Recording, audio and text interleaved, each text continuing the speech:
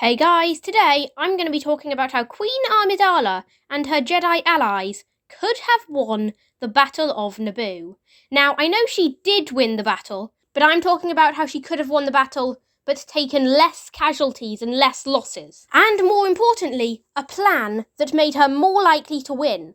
This video is completely pointless because they did win. I'm just saying a better plan that would have resulted in less casualties being taken. So, first of all, I'm going to explain what the original plan was, and with that, let's start. First, here was their original plan. First, the Gungan Grand Army would draw the Federation's droid army far away from the capital city of Theed.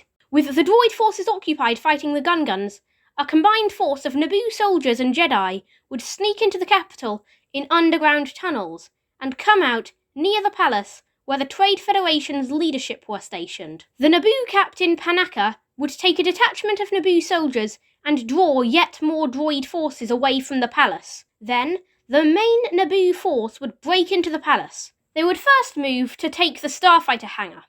The Naboo forces and Jedi would steal all the starfighters and send their pilots in them to attack a battleship in orbit above Naboo. The Federation's droid army was made up of only droids, and the battleship remotely controlled all the droids. If the fighter pilots could destroy that battleship, all the droids would shut down. After sending their pilots to eliminate the battleship, the forces in the palace would fight their way to the throne room, where they would capture Viceroy Newt Gunray, who was in charge of the Federation. With their leader captured and their army shut down, the Trade Federation would have lost the battle. 3 potential problems were identified with this plan. Number 1. The Gungan Grand Army could take heavy losses when drawing the droid army out of the city. Number 2. There was a chance that the weapons on the starfighters sent to attack the battleship would not be strong enough to damage the battleship. And finally, if Viceroy Newt Gunray escapes capture, he would return with another droid army, and they would be back to square one. Here is my plan to remove 2 of those problems with 1 stone.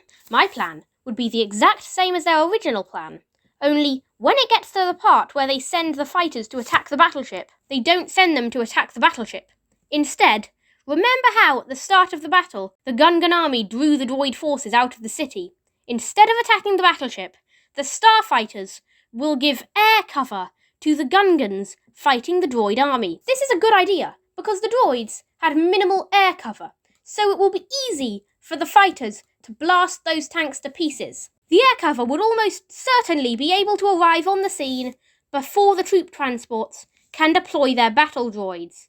So the starfighters will first bomb the troop transports to pieces before troops can be deployed. Secondly, the fighters will destroy the tanks. The droid army will be wiped out. This eliminates the first problem of the Gungans taking heavy losses to the droid army because the droid army is flattened. And also, it removes the second problem of the fighters may not be able to penetrate the battleship's armour because they don't have to penetrate the battleship's armour. Comment whether or not you agree with me and click the card in the top right hand corner or the video on the end screen. Bye, subscribe.